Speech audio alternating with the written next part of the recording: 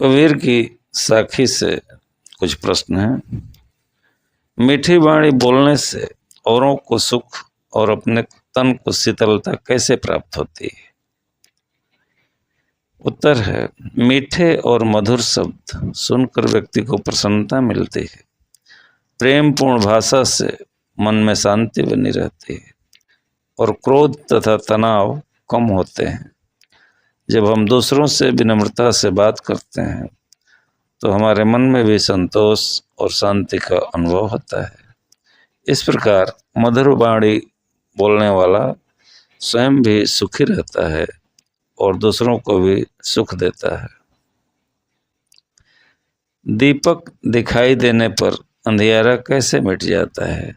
साखी के संदर्भ में स्पष्ट कीजिए। जिस तरह दीपक जलते ही कमरे का अंधेरा समाप्त हो जाता है, उसी प्रकार ज्ञान का प्रकाश मन के अज्ञान को दूर कर देता है।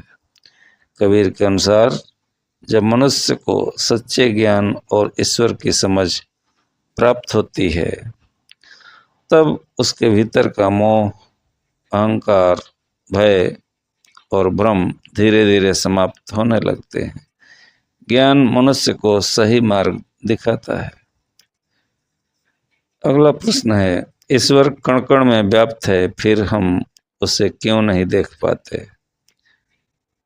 ईश्वर हर स्थान पर मौजूद है, लेकिन हमारा मन अज्ञान, अहंकार और सांसारिक इच्छाओं में उलझा रहता है, इसलिए हम उससे पहचान नहीं पाते।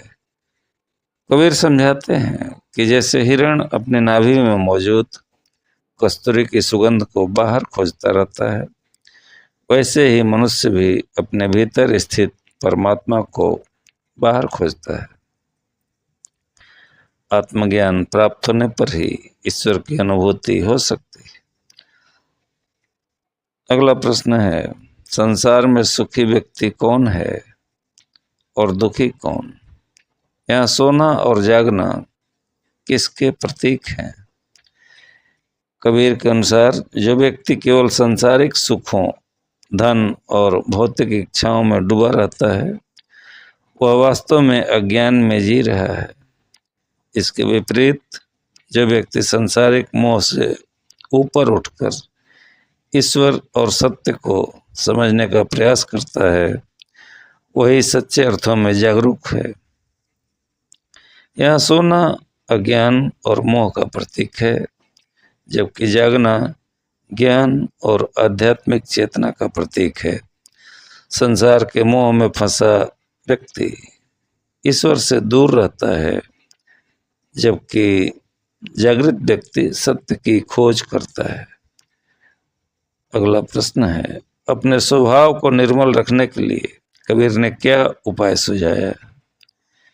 कबीर के अनुसार मनुष्य को अपने स्वभाव को शुद्ध और सरल बनाए रखने के लिए अपनी कमियों को पहचानना चाहिए।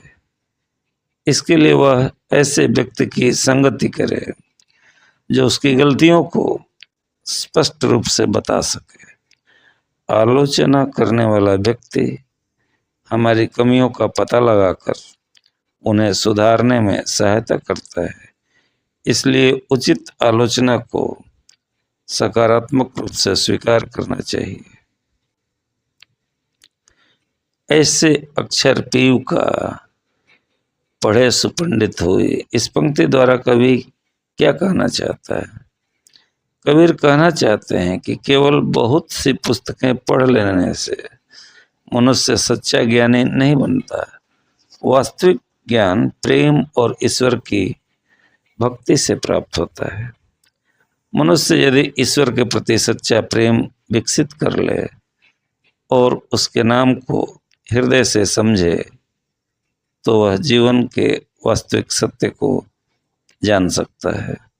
इसलिए ज्ञान के साथ प्रेम और भक्ति भी आवश्यक है। कबीर की उद्धृत साखियों की भाषा की विशेषता बताइए। कबीर की भाषा सरल, सहज और जनसाधारण के करीब है। उन्होंने अपनी बात को प्रभावशाली बनाने के लिए अलग अलग क्षेत्रों में प्रचलित शब्दों का प्रयोग किया है। उनकी भाषा में भोजपुरी, अवधी, राजस्थानी, पंजाबी आदि का प्रभाव दिखाई देता है। इसी कारण उनकी भाषा को सधुकड़ी या पंचमेल भाषा कहा जाता है। उनकी रचनाओं में बोलचाल के शब्दों का प्रयोग भी खूब मिलता है। निम्नलिखित का भाव स्पष्ट कीजिए। बिरह भुवंगम तन बसे, मंत्र न लागे कोई। कबीर कहते हैं कि ईश्वर से बिछड़ने का दुख बहुत गहरा होता है। उन्होंने इस दुख की तुलना ऐसे सांप से की है जो शरीर के भीतर बैठ गया है। सामान्य सांप के विष का उपचार किया जा सकता है, लेकिन ईश्वर वियोग का दर्द किसी साधारण उपाय से दूर नहीं होता। जिस व्यक्ति के मन में परमात्मा के प्रति सच्चा प्रेम होता है, उसके लिए ईश्वर से दूरी अत्यंत पीड़ादायक होती है। प्रश्न है, कस्तूरी कुंडली बसे, मृग ढूंढे वन माही। इसका भाव स्पष्ट कीजिए। इस साखी में कबीर मनुष्य की अज्ञानता को समझाते हैं। हिरण की नाभि में कस्तूरी होती है, लेकिन वह उसकी सुगंध का स्रोत न जानकर उसे जंगल में खोजता रहता है। इसी प्रकार परमात्मा मनुष्य के भीतर ही विद्यमान है, फिर भी मनुष्य उसे मंदिर, मस्जिद और अन्य बाहरी स्थानों पर खोजता है। आत्मज्ञान होने पर उसे समझ आता है कि ईश्वर उसके भीतर ही है। जब मैं था तब हरि नहीं, अब हरि है मैं नहीं। इसका भाव स्पष्ट कीजिए। इस पंक्ति में कबीर ने अहंकार और ईश्वर प्राप्ति का संबंध बताया है। जब मनुष्य के भीतर मैं अर्थात अहंकार रहता है, तब वह ईश्वर को अनुभव नहीं कर पाता। लेकिन जब उसका अहंकार समाप्त हो जाता है और वह स्वयं को ईश्वर के प्रति समर्पित कर देता है, तब उसे ईश्वर की अनुभूति होने लगती है। अर्थात अहंकार और ईश्वर की अनुभूति एक साथ नहीं रह सकते। पोथी पढ़ पढ़े जगमुआ, पंडित भया न कोय। इसका भाव स्पष्ट कीजिए। कबीर कहना चाहते हैं कि केवल किताबें पढ़ते रहने से मनुष्य सच्चा विद्वान नहीं बन जाता। वास्तविक ज्ञान तभी प्राप्त होता है जब मनुष्य अपने जीवन में प्रेम, दया, सत्य और भक्ति को अपनाए। ईश्वर के प्रति सच्चा प्रेम मनुष्य को वास्तविक ज्ञान प्रदान करता है। इसलिए केवल किताबी ज्ञान की अपेक्षा व्यवहारिक ज्ञान और प्रेम का अधिक महत्व है।